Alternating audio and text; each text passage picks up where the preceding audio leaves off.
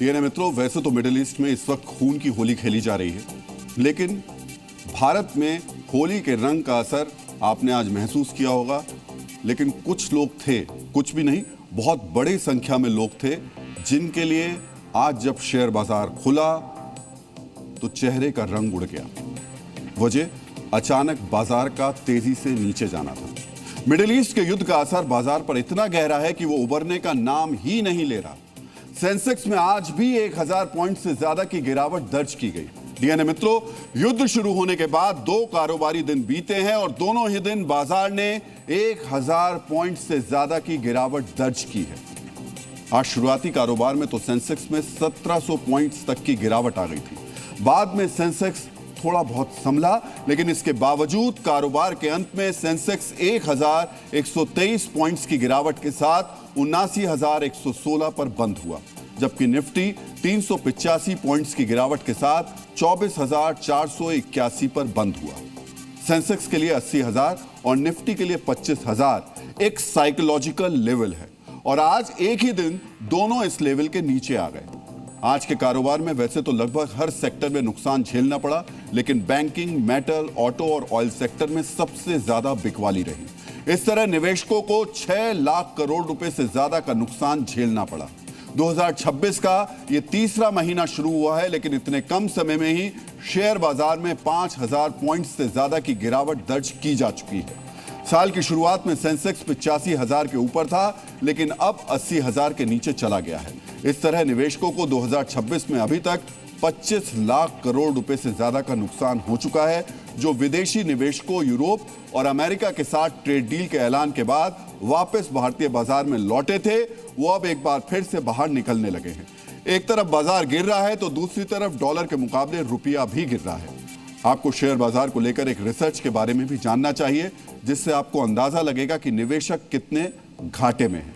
इस रिसर्च के मुताबिक 1000 करोड़ से ज्यादा मार्केट कैपिटलाइजेशन वाली कंपनियों में से 64% का शेयर उसके ऑल टाइम हाई से 30% या उससे ज्यादा गिर चुका है।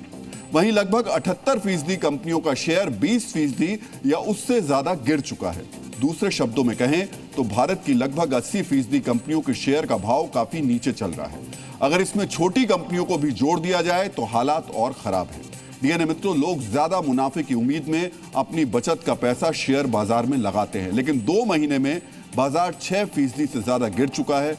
मुनाफा छोड़ दीजिए, ज्यादातर निवेशकों के लिए शेयर बाजार भारी घाटे का सौदा बन गया है और यह सिलसिला फिलहाल थमने वाला नहीं है, क्योंकि युद्ध की वजह से ज्यादातर देशों में शेयर बाजार का यही हाल है। डीएनए मित्रों, मिडिल ईस्ट के महायुद्ध की वजह से तेल और गैस के दाम अंतर्राष्ट्रीय स्तर पर बढ़ गए हैं। इसके अलावा भी कुछ जरूरी सामान महंगे हो गए हैं। खाद्य तेल के दाम थोक बाजारों में 3 से 4 रुपए प्रति लीटर बढ़ गए हैं। ईरान और अफगानिस्तान से आयात होने वाले सूखे मेवे और केसर के दाम 20 से 30% तक बढ़े हैं।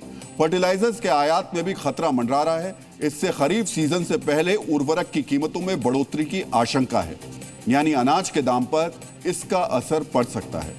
क्रेडिट रेटिंग एजेंसी फिच की रिसर्च के मुताबिक युद्ध की वजह से भारत में निवेश के लिए संकट पैदा होगा। यूरोपीय यूनियन और अमेरिका से ट्रेड डील के बाद जो पॉजिटिव माहौल बना, वो युद्ध की वजह से अब आशंकाओं के बादलों के बीच है। युद्ध के कारण भारत की जीडीपी में 0.5% तक की गिरावट की आशंका जताई जा रही है। डीएनए मित्रों, ये तो शेयर बाजार और महंगाई की बात हो गई, जिस पर नेगेटिविटी का रंग चढ़ा हुआ है।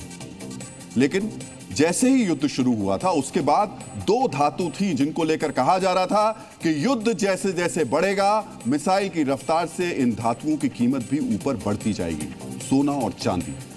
लेकिन हैरान करने वाली बात यह है मित्रों कि 5वें दिन ही इन दोनों की कीमत में जबरदस्त गिरावट आई है और इसको लेकर के अब सोना चांदी के बाजार में जबरदस्त कंफ्यूजन फैल गया है। India Boolean and jewellers association के अनुसार 10 ग्राम 24 कैरेट सोना 6,149 रुपए घटकर 1,61,000 पर आ गया है। इससे पहले सोमवार को इसकी कीमत 1,67,000 रुपए प्रति 10 ग्राम थी। वहीं 1 किलो चांदी 23,000 रुपए गिरकर 2,66,000 रुपए पर आ गई है। इससे पहले सोमवार को इसकी कीमत 2,89,000 रुपए प्रति किलो थी। यानी सोमवार को जितना दाम बढ़ा था लगभग उतना ही दाम आज गिर गया।